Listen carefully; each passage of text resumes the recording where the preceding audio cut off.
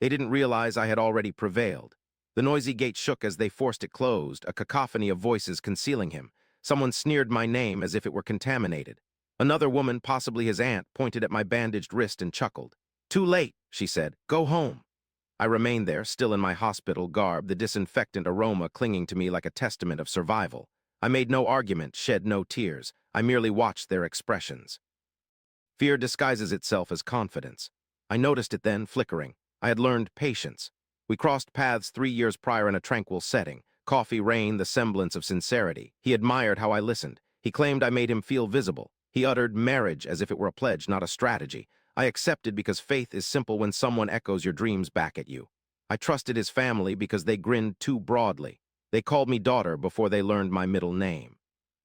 They claimed my possessions. They consumed my weekends. My silence was taken as his temper fluctuated. Love prepares one to persevere. The alterations were minimal. A phone turned screen downwards. A meeting extending past schedule yet never compensating for overtime.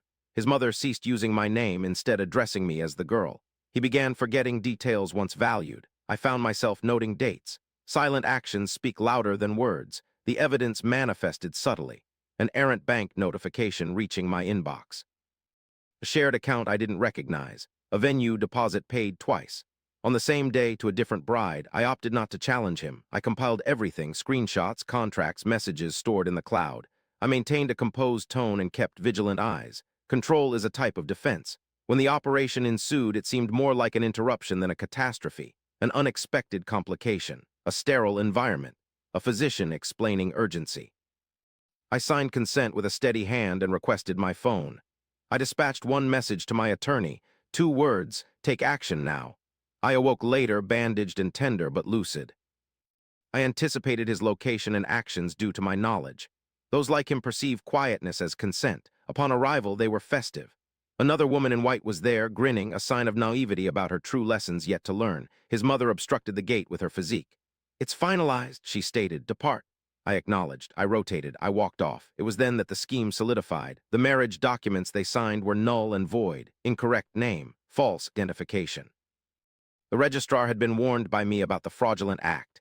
He grinned as he accepted their papers and marked them rejected. Meanwhile, my attorney filed for an emergency order freezing the supposedly concealed accounts. Simultaneously, the venue manager received an email trail exposing the double booking, deceit, and infringement.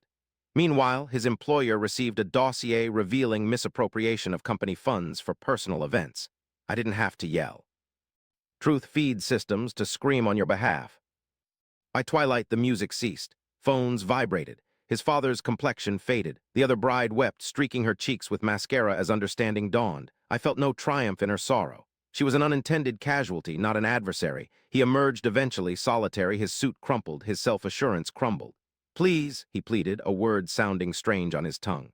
I stared at him and felt nothing stir within me. That was the triumph. "You didn't marry anyone today," I stated, "but you forfeited everything you owed me." I handed him an envelope.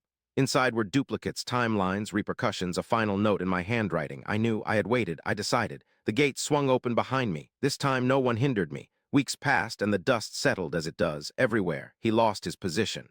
His kin learned what price loyalty exacts when employed as a tool. The funds were reclaimed under my control. The apartment lay barren of his possessions, like a stage post-poor performance. The tale they intended to spin disintegrated beneath the weight of invoices. I didn't experience victory. Instead, I sensed unity. Betrayal instructs you on the boundary between self and others. Correct retribution isn't fire, it's surgery. Precise incisions, essential excision. Survival, the scar from the dressing remains. It serves as a reminder that I arrived too late for a wedding that never took place. It reminds me that they were correct about something when they sent me away. I was departing, but not in defeat.